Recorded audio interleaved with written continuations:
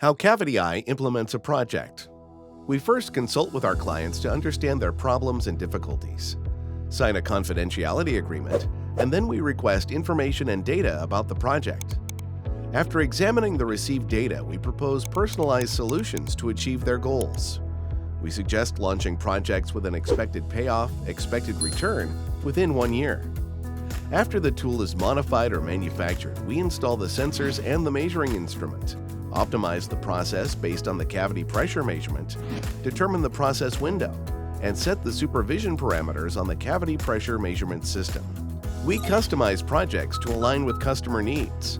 We don't just sell the sensor, but provide training and knowledge that can be used to improve the quality and efficiency of the production process. We continuously follow up and support all customers. Beyond making individual projects successful, we aim to integrate pressure measurement advantages into daily factory processes.